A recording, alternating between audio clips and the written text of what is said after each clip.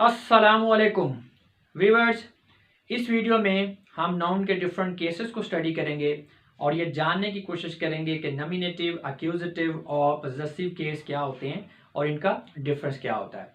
लेकिन व्यूअर्स, इस टॉपिक को ठीक तरह से समझने के लिए आप लोगों को पहले सेंटेंस की स्ट्रक्चर का अच्छी तरह से इल्म होना चाहिए कि एक सेंटेंस कौन कौन से एलिमेंट्स पर मुश्तमिल होता है, या सादा लफ्ज़ों में ये कि वो कौन से पार्ट्स हैं जिनके आपस में मिलने से एक सेंटेंस बनता है या मारज़े वजूद में आता है। और अगर आप लोगों को ये कॉन्सेप्ट ठीक तरह से क्लियर नहीं है तो इसके लिए आप हमारी पार्ट्स ऑफ अ सेंटेंस और डायरेक्ट एंड इनडायरेक्ट ऑब्जेक्ट वाली वीडियोस को देख सकते हैं। इन वीडियोस के अंदर मैंने बड़ी डिटेल में और एग्जांपल्स की मदद से सेंटेंस की स्ट्रक्चर को समझाया है और इन वीडियोस के लिंक्स भी नीचे डिस्क्रिप्शन में दे दिए गए हैं। और इस वीडियो में भी हम अपने टॉपिक को बाकायदा तौर पर स्टार्ट करने से पहले सेंटेंस की स्ट्रक्चर का ही एक ब्रीफ ओवरव्यू लेंगे ताकि हमें इस टॉपिक की ठीक तरह से समझ आ सके। और इसके लिए हमें एक सेंटेंस को एग्जांपल के तौर पर लेना पड़ेगा, जैसा कि हमारे पास यहाँ पे एक सेंटेंस है, Ahmad wrote a letter. Ahmad ने एक खत लिखा। व्यूअर्स, एक सेंटेंस दो मेजर पार्ट्स पर मुश्तमिल होता है, सब्जेक्ट एंड प्रेडिकेट।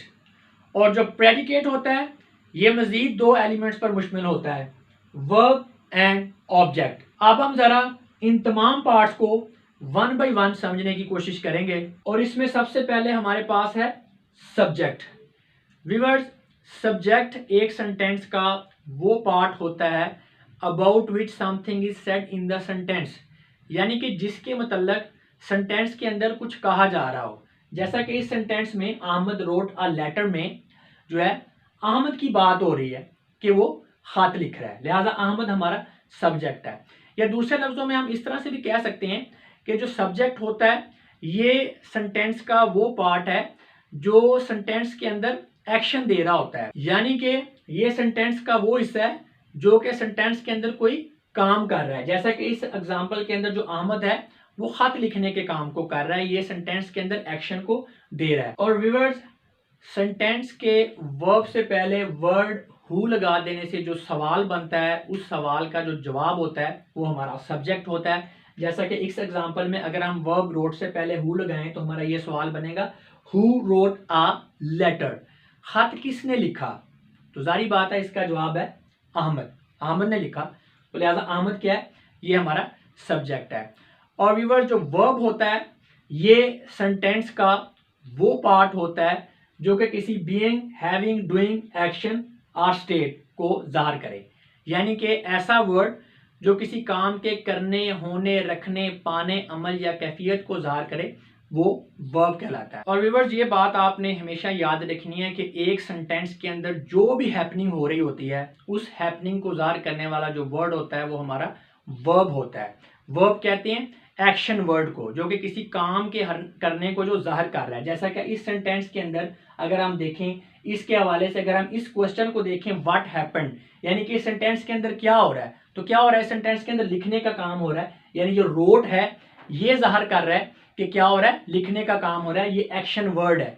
तो इसका मतलब है इस सेंटेंस के अंदर जो वर्ड रोट है ये हमारा वर्ब है।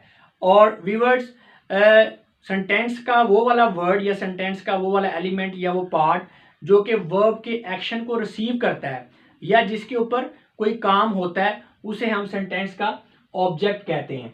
और अगर हम सेंटेंस का जो वर्ब है उससे पहले वर्ड व्हाट या होम लगाएं तो ऐसा करने से जो क्वेश्चन बनता है उस क्वेश्चन का जो जवाब होता है, जो आंसर होता है वो हमारा ऑब्जेक्ट होता है। जैसा कि इसी सेंटेंस में अगर हम रोड से पहले व्हाट या होम लगाएं तो हमारा क्वेश्चन बनता है what did Ahmad write, Ahmad ने क्या लिखा, या whom did Ahmad write, Ahmad ने किसे लिखा।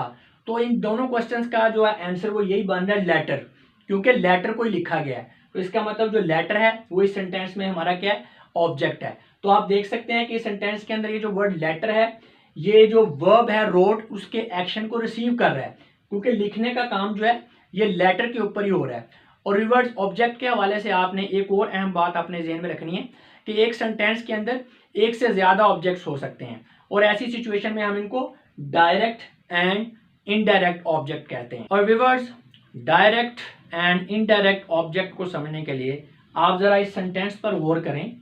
Ahmad wrote a letter to Ali. Ahmad ने अली को एक खत लिखा। अब इस सेंटेंस के अंदर लिखने का एक्शन हो रहा है और इस एक्शन को लेटर और अली दोनों ही रिसीव कर रहे हैं, क्योंकि लिखने का काम जो है ये लेटर पर हो रहा है और जो लेटर है ये अली को लिखा जा रहा है। इसका मतलब है इस सेंटेंस के अंदर लेटर और अली दोनों लिखने के एक्शन को रिसीव कर रहे हैं, इसलिए इस सेंटेंस में हमारे पास दो ऑब्जेक्ट्स हैं, लेटर और अली। लेकिन अब हमें ये कैसे पता चलेगा कि इन दोनों में से डायरेक्ट ऑब्जेक्ट कौन सा है और इनडायरेक्ट ऑब्जेक्ट कौन सा है? देखिए, इसका तरीका बड़ा आसान है। डायरेक्ट ऑब्जेक्ट वो होता है जो किसी सेंटेंस के अंदर वर्ब के एक्शन को पहले रिसीव करता है, और इनडायरेक्ट ऑब्जेक्ट वो होता है जो किसी सेंटेंस के अंदर वर्ब के एक्शन को बाद में वसूल करता है। जैसे कि अगर हम इस सेंटेंस की एग्जांपल लें तो जो लेटर है ये लिखने के काम को पहले रिसीव कर रहा है, क्योंकि लेटर को पहले लिखा गया है तो बाद में इसे अली को भेजने की नौबत आई है ना। अगर लेटर लिखा ही ना जाता तो अली ने इसको कैसे रिसीव करना था? लिहाजा इस सेंटेंस में जो लेटर है ये हमारा डायरेक्ट ऑब्जेक्ट है और जो अली है ये हमारा इनडायरेक्ट ऑब्जेक्ट है। और इस तरह के सेंटेंस में वर्ब से पहले व्हाट लगाने से जो क्वेश्चन बनता है उस क्वेश्चन का आंसर हमारा डायरेक्ट ऑब्जेक्ट होता है, और वर्ब से पहले वर्ड होम लगाने से जो क्वेश्चन बनता है उस क्वेश्चन का आंसर हमारा इनडायरेक्ट ऑब्जेक्ट होता है।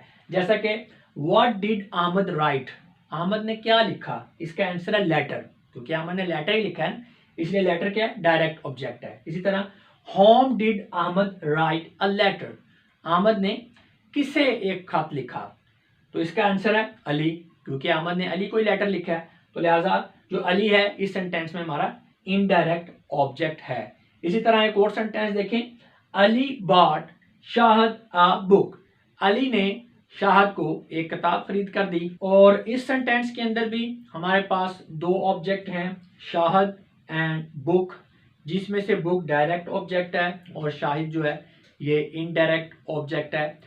अच्छा व्यूअर्स, बाद लोगों का ये ख्याल होता है कि एक सेंटेंस के अंदर वर्ब के फौरन बाद जो ऑब्जेक्ट आर होता है वो इनडायरेक्ट ऑब्जेक्ट होता है और जो दूसरा ऑब्जेक्ट होता है वो डायरेक्ट ऑब्जेक्ट होता है, और ये बात मोस्ट ऑफ द केसेस में ठीक भी होती है। जैसा कि इस सेंटेंस में भी हम देख सकते हैं कि वर्ब के फौरन बाद ऑब्जेक्ट शाहिद आ रहा है जो कि एक इनडायरेक्ट ऑब्जेक्ट है, लेकिन व्यूअर्स ये बात हमेशा ही ठीक नहीं होती। देखिए, हम इस सेंटेंस को इस तरह से भी लिख सकते हैं, Ali bought a book for Shahid. अब इस सेंटेंस के अंदर वर्ब के फौरन बाद ऑब्जेक्ट बुक मौजूद है और जो बुक है ये इस सेंटेंस के अंदर एक डायरेक्ट ऑब्जेक्ट है। देखिए व्यूअर्स, एक सेंटेंस के अंदर डायरेक्ट एंड इनडायरेक्ट ऑब्जेक्ट की दुरुस्त पहचान सेंटेंस की सेंस के मुताबिक ही की जा सकती है। जैसा कि मैं पहले भी बता चुका हूँ कि सेंटेंस के अंदर वो वाला ऑब्जेक्ट जो वर्ब के एक्शन को पहले रिसीव करता है वो डायरेक्ट ऑब्जेक्ट होता है, और वो वाला ऑब्जेक्ट जो वर्ब के एक्शन को बाद में रिसीव करता है वो इनडायरेक्ट ऑब्जेक्ट कहलाता है। और व्यूअर्स, ये बात भी आप हमेशा अपने जहन में रखें कि इनडायरेक्ट ऑब्जेक्ट ऐसी चीज़ या फर्द होता है जिसे कोई चीज़ दी जाती है या जिसके लिए कोई एक्शन किया जाता है। जैसा कि इस सेंटेंस के अंदर जो बुक है वो शाहद के लिए खरीदी गई है, इसलिए शाहद क्या है? ये हमारा इनडायरेक्ट ऑब्जेक्ट है। लिहाजा आपने ये बात हमेशा अपने जेहन में रखनी है कि इनडायरेक्ट ऑब्जेक्ट सेंटेंस के अंदर वो वाला ऑब्जेक्ट होता है जिसके लिए कोई एक्शन परफॉर्म किया जा रहा है, ठीक है ना। तो क्योंकि यहाँ पे बुक जो है वो शाहद के लिए खरीदी जा रही है, इसलिए शाहद क्या है? ये हमारा इनडायरेक्ट ऑब्जेक्ट है। और व्यूअर्स, सेंटेंस के अंदर डायरेक्ट और इनडायरेक्ट ऑब्जेक्ट की पहचान करने का एक और आसान तरीका भी हमारे पास मौजूद है। देखें, एक सेंटेंस जो है वो दो ऑब्जेक्ट्स पर मुश्तमिल है। अब इन दो ऑब्जेक्ट्स में से अगर हम उस सेंटेंस में से एक ऑब्जेक्ट को बाहर निकाल देते हैं तो उस ऑब्जेक्ट को बाहर निकाल देने से जो बाकी सेंटेंस बचता है उस सेंटेंस की सेंस बिल्कुल खत्म हो जाए, तो इसका मतलब है जो ऑब्जेक्ट आपने सेंटेंस से बाहर निकाला है वो ऑब्जेक्ट डायरेक्ट ऑब्जेक्ट। और ऐसा ऑब्जेक्ट जिसको सेंटेंस में से निकाल देने के बावजूद बाकी जो सेंटेंस बच जाता है उसकी कुछ ना कुछ सेंस बरकरार रहे, तो ऐसा ऑब्जेक्ट इनडायरेक्ट ऑब्जेक्ट होता है। सादा लफ्जों में एक सेंटेंस की सेंस को बरकरार रखने के लिए जो ज़रूरी ऑब्जेक्ट होता है वो होता है डायरेक्ट ऑब्जेक्ट, और एक सेंटेंस की सेंस को बरकरार रखने के लिए जो गैर ज़रूरी ऑब्जेक्ट होता है वो इनडायरेक्ट ऑब्जेक्ट होता है। यानी कि एक ऑब्जेक्ट के बगैर अगर सेंटेंस की सेंस जो है वो बरकरार रहे, यानी कुछ ना कुछ उस फिक्रे की समझ आ रही हो, तो फिर वो ऑब्जेक्ट जो है वो इनडायरेक्ट ऑब्जेक्ट होता है। जैसा कि अगर हम इस एग्जांपल की मिसाल लें, अब इस सेंटेंस में से अगर हम ऑब्जेक्ट शाहिद को निकाल दें तो बाकी सेंटेंस बचता है Ali bought a book, Ali ने एक किताब खरीदी। तो आप देख सकते हैं कि यहाँ पर सेंटेंस की सेंस बरकरार है। लेकिन अगर हम इस सेंटेंस में से ऑब्जेक्ट बुक को खत्म कर देते हैं तो बाकी सेंटेंस बनता है अली बॉट शाहिद। तो आप देख सकते हैं कि इस सेंटेंस की कोई सेंस नहीं बन रही। इसका मतलब है जो इस सेंटेंस के अंदर शाहिद जो है ये इनडायरेक्ट ऑब्जेक्ट है और जो बुक है ये डायरेक्ट ऑब्जेक्ट। सेंटेंस स्ट्रक्चर का नेक्स्ट पार्ट है प्रेडिकेट। व्यूअर्स, सब्जेक्ट के अलावा एक सेंटेंस का जो भी हिस्सा बाकी बचता है उसे हम प्रेडिकेट कहते हैं। बेसिकली प्रेडिकेट एक सेंटेंस का वो हिस्सा होता है जिसके अंदर सेंटेंस के सब्जेक्ट के मतलब बयानिया होता है, यानी कि सब्जेक्ट के मतलब जो स्टेटमेंट होती है उसे हम प्रेडिकेट कहते हैं। सादा लफ्जों में प्रेडिकेट एक सेंटेंस का वो हिस्सा होता है जो उस सेंटेंस के सब्जेक्ट को डिस्क्राइब करता है। और प्रेडिकेट के अंदर मेन पार्ट वर्ब और ऑब्जेक्ट ही होते हैं, लेकिन इसके अलावा सेंटेंस की सेंस के मुताबिक इसके अंदर दूसरे पार्ट्स ऑफ स्पीच जैसे कि प्रेपोजिशन और कंजंक्शन वगैरह भी शामिल हो सकते हैं। और व्यूअर्स, अगर हम इस एग्जांपल की बात करें तो इस sentence Ahmad wrote a letter में हमारा प्रेडिकेट है रोट अ लेटर।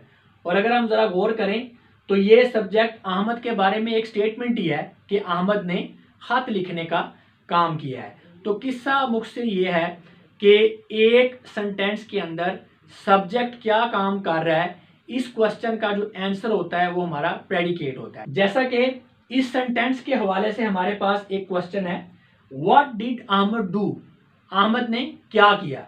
इस क्वेश्चन का आंसर क्या है, रोट अ लेटर, एक खत लिखा।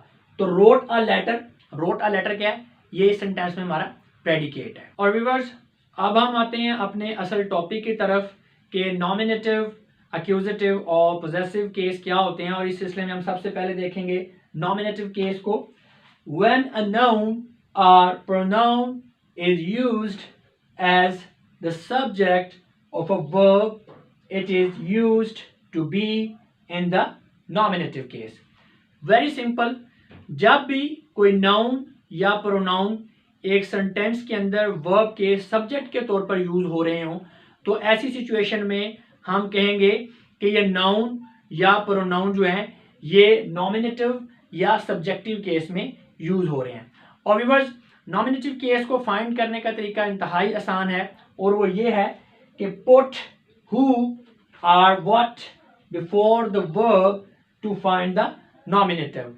यानी कि सेंटेंस के अंदर जो वर्ब होता है उससे पहले वर्ड हु या व्हाट लगाने से जो क्वेश्चन बनता है उस क्वेश्चन का जो आंसर होता है वो होता है हमारा नाउन इन नॉमिनेटिव या सब्जेक्टिव केस। जैसा कि इस एग्जांपल में ये जो हमारे पास सेंटेंस है, अहमद रोट अ लेटर, इसमें वर्ब रोट से पहले अगर हम हु लगाते हैं तो क्वेश्चन बनता है हु रोट अ लेटर, खत किसने लिखा। इस क्वेश्चन का आंसर है अहमद, क्योंकि अहमद ने ही खत लिखा है। तो इसका मतलब है इस सेंटेंस में जो नाउन अहमद है वो नॉमिनेटिव या सब्जेक्टिव केस में यूज हो रहा है। और व्यूअर्स, ये बात भी आपने हमेशा याद रखनी है कि नॉमिनेटिव केस को सब्जेक्टिव केस भी कहते हैं, इसलिए अगर कहीं किसी जगह पर सब्जेक्टिव केस लिखा हो तो आपने कंफ्यूज नहीं हो जाना। नेक्स्ट है एक्यूजेटिव केस। ये क्या होता है, व्हेन अ नाउन और pronoun is used as the object of a verb, it is said to be in the objective or accusative case। यानी कि जब कोई नाउन या प्रोनाउन एक सेंटेंस के अंदर वर्ब के ऑब्जेक्ट के तौर पर यूज हो रहे हों तो ऐसी सिचुएशन में हम ये कहते हैं कि ये नाउन और प्रोनाउन जो हैं ये एक्यूजेटिव या ऑब्जेक्टिव केस में यूज हो रहे हैं। और इसे फाइंड करना भी बहुत आसान है, वो इस तरह से कि पुट होम और what before the verb and its subject to find the accusative case। यानी कि जब हम एक सेंटेंस के सब्जेक्ट और वर्ब से पहले वर्ड होम और व्हाट लगाते हैं और ऐसा करने से जो क्वेश्चन बनता है उस क्वेश्चन का आंसर होता है हमारा नाउन इन एक्यूजेटिव या ऑब्जेक्टिव केस। जैसा कि अगर हम इस सेंटेंस की एग्जांपल लें, अहमद रोट अ लेटर, इसमें अगर हम सब्जेक्ट अहमद और वर्ब रोड से पहले ये वाले वर्ड्स व्हाट और होम लगाएं तो हमारे क्वेश्चन बनते हैं what did Ahmad write, Ahmad ने क्या लिखा, या whom did Ahmad write, Ahmad ने किसे लिखा। तो इन दोनों क्वेश्चंस का जवाब यही बनता है लेटर, क्योंकि अहमद ने लेटर ही लिखा है। तो लिहाजा हम कह सकते हैं कि इस सेंटेंस के अंदर जो नाउन लेटर है वो अक्यूजेटिव या ऑब्जेक्टिव केस में यूज हो रहा है। और व्यूअर्स, इस हवाले से एक और अहम बात भी आप अपने ज़हन में रखें कि अगर किसी जगह पर अकेला ऑब्जेक्टिव केस लिखा हुआ है तो इसे देखकर आपने कंफ्यूज नहीं हो जाना कि ये क्या है। देखिए, अक्यूजेटिव केस को ही ऑब्जेक्टिव केस कहते हैं। अगर किसी जगह पर ऑब्जेक्टिव केस लिखा हुआ है या अक्यूजेटिव केस लिखा हुआ है, ये दोनों एक ही बात है। नेक्स्ट है identification of nominative and accusative case, यानी कि अब हम देखेंगे कि एक सेंटेंस के अंदर नॉमिनेटिव और अक्यूजेटिव केस को कैसे आइडेंटिफाई किया जा सकता है। और इस हवाले से एक तरीका तो हमने अभी सीखा है, यही वर्ब से पहले व्हाट और हु लगाकर सवाल के जवाब वाला। इसके अलावा हम दो तरीके मजीद जो हैं वो समझेंगे। इसमें सबसे पहले है a noun which comes after a preposition is said to be in the accusative case। और व्यूअर्स, अक्यूजेटिव केस को आइडेंटिफाई करने का ये सबसे आसान तरीका है। देखें व्यूअर्स, इस बात को अच्छी तरह से जहन नशीन कर लें कि एक सेंटेंस के अंदर जब भी कोई नाउन किसी प्रेपोजिशन के बाद में आएगा तो वो अक्यूजेटिव केस में होगा। जैसे कि मिसाल के तौर पर अगर हम इस सेंटेंस को देखें, the letter is on the table, इसके अंदर जो नाउन टेबल है ये प्रेपोजिशन ऑन के बाद में आ रहा है, इसलिए ये अक्यूजेटिव केस में है। उसकी वजह यह है because the noun table is governed by the preposition on, यानी ये जो प्रेपोजिशन ऑन है ये इसको गवर्न कर रही है। तो प्रेपोजिशन के बाद वाला जो नाउन होता है वो हमेशा अक्यूजेटिव केस में ही होता है। इसके अलावा भी अगर हम जनरली इस सेंटेंस की सेंस को जरा देखें तो हमें यह बात समझ में आती है कि जो नाउन टेबल है ये इस सेंटेंस के अंदर रखा जाने या पड़ा रहने का जो एक्शन है उसको रिसीव कर रहा है, इसलिए ये इस सेंटेंस में एक ऑब्जेक्ट है। लिहाजा इस सेंटेंस के अंदर नाउन टेबल ये अक्यूजेटिव या ऑब्जेक्टिव केस में यूज हो रहा है। नेक्स्ट है these are identified by the order of the words are by the sense and not by the form of the word, यानी कि व्यूअर्स एक सेंटेंस के अंदर हम नॉमिनेटिव या अक्यूजेटिव केस को वर्ड ऑर्डर की बेस पर या सेंटेंस की सेंस की बेस पर तो आइडेंटिफाई कर सकते हैं, लेकिन वर्ड की फॉर्म्स की बेस पर हम बिल्कुल भी ऐसा नहीं कर सकते हैं। देखिए, अगर हम वर्ड ऑर्डर की बात करें तो इसमें हमारे पास एक इंतहाई सिंपल सा रूल है, और वो रूल ये है कि एक सेंटेंस के अंदर नॉमिनेटिव नाउन वर्ब से पहले आता है और जो अक्यूजेटिव नाउन होते हैं वो वर्ब के बाद होते हैं। और मोस्ट ऑफ द सेंटेंसेस में ऐसा ही होता है, लेकिन हमेशा ही ऐसा नहीं होता है। इसलिए व्यूअर्स, एक सेंटेंस के अंदर नॉमिनेटिव और अक्यूजेटिव केस को आइडेंटिफाई करते हुए आप लोगों ने वर्ड ऑर्डर के साथ साथ सेंटेंस की सेंस का भी ख्याल रखना है, जैसा कि अभी मैंने आप लोगों को ये प्रेपोजिशन वाली एग्जांपल के साथ समझाया है। लेकिन इस हवाले से आपने एक बात हमेशा अपने जहन में रखनी है कि आपने कभी भी वर्ड की फॉर्म्स की बेस के ऊपर इन केसेस को आइडेंटिफाई करने की कोशिश नहीं करनी है। अभी हम इनसे रेलिवेंट इन एग्जांपल्स को देखेंगे तो आपको ये सारे पॉइंट्स क्लियर हो जाएंगे।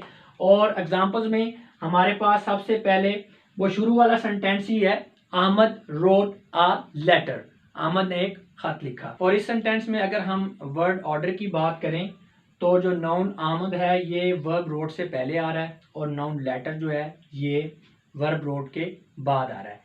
इसलिए हम कह सकते हैं कि नाउन अहमद जो है इस सेंटेंस में ये नॉमिनेटिव केस में यूज हो रहा है और नाउन लेटर जो है ये अक्यूजेटिव केस में यूज हो रहा है। और अगर हम इस सेंटेंस को सेंस के लिहाज से देखें तो भी हमें ये बात बड़ी वाज़ेह नज़र आ रही है कि इस सेंटेंस के अंदर जो नाउन अहमद है वो ख़त लिखने का काम कर रहा है, इसलिए ये एक सब्जेक्ट है। और जो नाउन लेटर है ये इस एक्शन को रिसीव कर रहा है, क्योंकि लिखने का जो काम है वो लेटर के ऊपर हो रहा है, इसलिए ये सेंटेंस के अंदर एक ऑब्जेक्ट है। तो इस लिहाज से भी हम कह सकते हैं कि इस सेंटेंस के अंदर नाउन अहमद जो है ये नॉमिनेटिव केस में यूज हो रहा है और नाउन लेटर जो है ये अक्यूजेटिव केस में यूज हो रहा है। और व्यूअर्स, इसके बरक्स अगर हम नेक्स्ट सेंटेंस को देखें, द लेटर वॉज रिटन, अब इस सेंटेंस के अंदर जो वर्ड लेटर है वो सब्जेक्ट के तौर पर यूज हो रहा है। अब व्यूअर्स यहाँ पर जरा आप लोगों को गौर करने की जरूरत है। देखिए हमारे पास एक ही वर्ड है लेटर, एक सेंटेंस के अंदर ये वर्ड लेटर जो है ये अक्यूजेटिव केस में यूज हो रहा है, और यही सेम वर्ड जो है दूसरे सेंटेंस के अंदर जो है वो नॉमिनेटिव केस में यूज हो रहा है। और दोनों सूरतों में वर्ड लेटर की फॉर्म में कोई तब्दीली नहीं है, यानी कि ये जो वर्ड लेटर है ये जब अक्यूजेटिव केस में यूज हो रहा था तब भी ये ऐसा ही था, और अब अगर इस सेंटेंस के अंदर ये नॉमिनेटिव केस के अंदर यूज हो रहा है तो तब भी उसकी फॉर्म वैसे ही है। इसी तरह व्यूअर्स एक और सेंटेंस देखते हैं, the letter was written by Ahmad. अब इस सेंटेंस के अंदर अगर हम नॉमिनेटिव और अक्यूजेटिव केस की आइडेंटिफिकेशन अगर वर्ड ऑर्डर की बेस पर करेंगे तो ये गलत हो जाएगी। उसकी वजह यह है कि वर्ड ऑर्डर के मुताबिक इस सेंटेंस के अंदर जो हमारा नाउन लेटर है ये सब्जेक्ट बन रहा है और नाउन अहमद जो है ये ऑब्जेक्ट बन रहा है, जो कि गलत है। ऐसे सेंटेंस के अंदर नॉमिनेटिव और अक्यूजेटिव केस की आइडेंटिफिकेशन के लिए हम अपनी कॉमन सेंस को यूज करते हुए इस सेंटेंस की सेंस पर गौर करेंगे। देखिए इस सेंटेंस के अंदर फंक्शन क्या हो रहा है, काम क्या हो रहा है, लिखने का काम हो रहा है। इसका मतलब रिटन हमारा वर्ब है, ये हमारा एक्शन है। अब ये जो लिखने का एक्शन है ये कौन परफॉर्म कर रहा है, कौन लिख रहा है? इस सेंटेंस में जो अहमद है ये लिख रहा है, अहमद जो है ये लिखने का काम कर रहा है, इसलिए अहमद जो है इस सेंटेंस के अंदर हमारा सब्जेक्ट है। और इस एक्शन को रिसीव कौन कर रहा है? लेटर, क्योंकि लिखने का काम जो है वो लेटर के ऊपर हो रहा है। लिहाजा इस सेंटेंस के अंदर हमारा जो सब्जेक्ट है वो अहमद है और जो ऑब्जेक्ट है वो लेटर है। लिहाजा यहाँ पर जो अहमद है ये नॉमिनेटिव केस में यूज हो रहा है और जो लेटर है ये एक्यूजेटिव केस में यूज हो रहा है। तो व्यूअर्स मेरे ख्याल में अब आप लोगों को समझ आ चुकी होगी कि अगर इस सेंटेंस में हम इन केसेस की आइडेंटिफिकेशन वर्ड ऑर्डर की बेस पर करते तो ये गलत हो जाना। तो किस्सा मुख्तसर ये है कि जब भी एक सेंटेंस के अंदर हमने नॉमिनेटिव और एक्यूजेटिव केस की आइडेंटिफिकेशन करनी है तो हमने इसके लिए सिर्फ वर्ड ऑर्डर ही नहीं बल्कि सेंटेंस की सेंस को भी मद्देनजर रखना है, और इस सिलसिले में वर्ड की फॉर्म का ख्याल रखने की बिल्कुल भी जरूरत नहीं है। और व्यूअर्स अब हम देखेंगे कि नाउन का पोजेसिव या जेनेटिव केस क्या होता है। When a noun denotes ownership or possession, it is said to be in the possessive or genitive case। यानी कि जब कोई नाउन पोजेशन या ओनरशिप को ज़ाहिर करे तो ऐसे नाउन के बारे में कहा जाता है कि ये पोजेसिव या जेनेटिव केस में यूज हो रहा है। वर्ड पोजेसिव निकला है अंग्रेजी के वर्ड पोजेस से, जिसका मतलब होता है किसी के पास किसी चीज़ का होना या किसी चीज़ का किसी चीज़ पर कब्जा, इख्तियार या ओनरशिप यानी कि मलकियत होना। इसका मतलब है वर्ड पोजेसिव से ही पोजेसिव केस के फंक्शन की सेंस क्लियर हो रही है कि जब भी कोई नाउन किसी चीज़ पर पोजेशन यानी कि कब्जा या इख्तियार या ओनरशिप यानी कि मलकियत को ज़ाहिर करे तो ऐसे नाउन को पोजेसिव नाउन कहा जाता है, और नाउन के ऐसे केस को हम पोजेसिव या जेनेटिव केस कहते हैं। पोजेसिव केस को फाइंड करने का आसान तरीका ये होता है कि the possessive answers the question whose, यानी कि हुज वर्ड वाला जो क्वेश्चन होता है उसका आंसर अमूमन ही पोजेसिव नाउन होता है।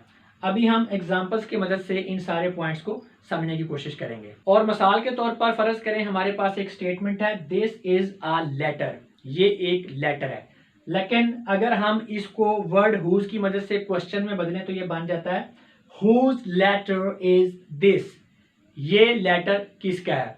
और फर्ज करें इस क्वेश्चन का आंसर है दिस इज अहमद लेटर, ये अहमद का लेटर है।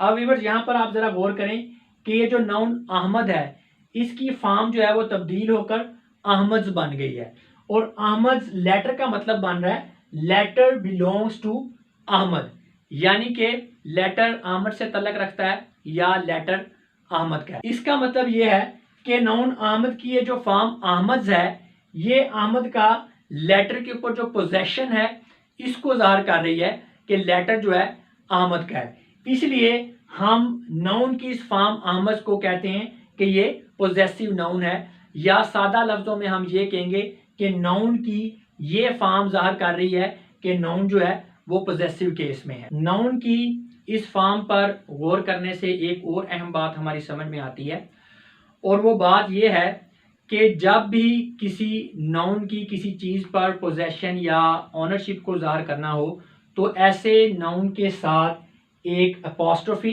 यानी कि ये जो कॉमे की तरह का साइन है और इसके बाद एक एस का इजाफा कर दिया जाता है, और ऐसे नाउन के बारे में कहा जाता है कि ये पोजेसिव केस में है।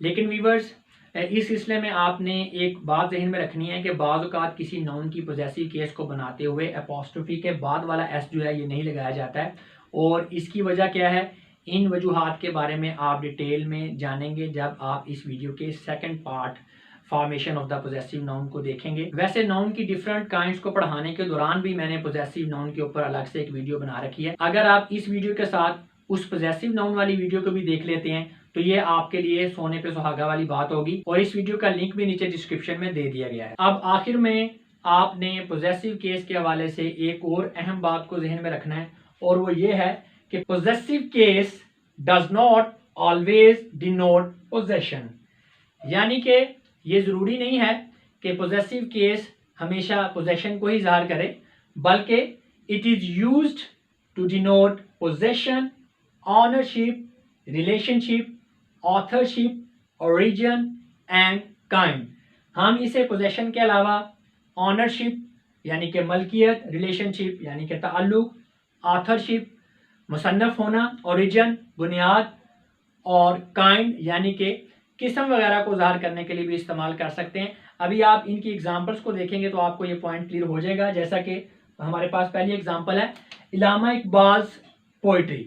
अब इस एग्जांपल में जो पोजेसिव केस इकबाल है, ये इलामा इकबाल की पोइट्री के ऊपर जो ऑथरशिप है उसको शो कर रहा है। बिल्कुल इसी तरह मिनिस्टर्स स्पीच में जो पोजेसिव केस मिनिस्टर्स है, ये मिनिस्टर की स्पीच के ऊपर ऑथरशिप को शो कर रहा है। नवीद हाउस में जो पोजेसिव नाउन नवीद है, ये नवीद की हाउस के ऊपर ऑनरशिप को शो कर रहा है। अलीज ऑफिस में पोजेसिव नाउन अलीज, अली का ऑफिस के साथ जो रिलेशनशिप है उसको ज़ाहिर कर रहा है। अ मंथ्स हॉलीडे में पोजेसिव नाउन मंथ्स छुट्टियों के ओरिजिन या छुट्टियों की काइंड को ज़ाहिर कर रहा है। इसी तरह अ गर्ल्स प्लेग्राउंड में पोजेसिव नाउन गर्ल्स लड़कियों का प्लेग्राउंड के साथ जो रिलेशनशिप है उसको ज़ाहिर कर रहा है। तो किस्सा मुख्तसर ये है कि पोजेसिव केस सिर्फ पोजेशन को नहीं बल्कि ऑनरशिप, रिलेशनशिप और ऑथरशिप वगैरह को भी ज़ाहिर करता है। व्यूअर्स, ये तो था नॉमिनेटिव, एक्यूजेटिव और पोजेसिव केस का एक मुख्तसर सा तारफ। लेकिन व्यूअर्स, नाउन की केस के लिहाज से स्टडी एक बहुत बड़ा टॉपिक है, इसीलिए मुझे आप लोगों को इस टॉपिक को डिटेल में पढ़ाने के लिए इस 4 पार्ट्स के अंदर ऑर्गेनाइज करना पड़ा है, जिसमें से पहला पार्ट तो आप इस वक्त देख रहे हैं, और इस वीडियो का सेकंड पार्ट है फॉर्मेशन ऑफ पोजेसिव केस, जिसमें हम उन रूल्स को जानने की कोशिश करेंगे जिनकी रोशनी में पोजेसिव नाउन्स जो हैं वो बनाए जाते हैं। और इस वीडियो का थर्ड पार्ट है यूजेस ऑफ पोजेसिव केस, जिसमें हम पोजेसिव केस को डिफरेंट सेंटेंसेस में और डिफरेंट सिचुएशन के अंदर यूज करना सीखेंगे। और इस वीडियो का लास्ट और फोर्थ पार्ट है नाउन इन एपोजिशन, जिसके अंदर हम ये जानने की कोशिश करेंगे कि नाउन्स को एपोजिशन में किस तरह से इस्तेमाल किया जा सकता है। इसलिए व्यूअर्स, अगर आप लोग इस टॉपिक को मुकम्मल तौर पर सीखना चाहते हैं, समझना चाहते हैं, तो इसके लिए आप इन तमाम पार्ट्स को, इन तमाम वीडियोस को ज़रूर देखें, और इन वीडियोस के लिंक्स जो हैं वो भी नीचे डिस्क्रिप्शन में दे दिए गए हैं। और ये जो वीडियो आप इस वक्त देख रहे हैं, मैं उम्मीद करता हूँ कि इसको देख लेने के बाद आप लोगों का नॉमिनेटिव, एक्यूजेटिव और पोजेसिव केस के डिफरेंस का कॉन्सेप्ट अच्छी तरह से क्लियर हो चुका होगा। अब मैं आप लोगों से इजाज़त चाहूँगा। आपकी समाअतों का बहुत बहुत शुक्रिया। खुदा हाफिज़।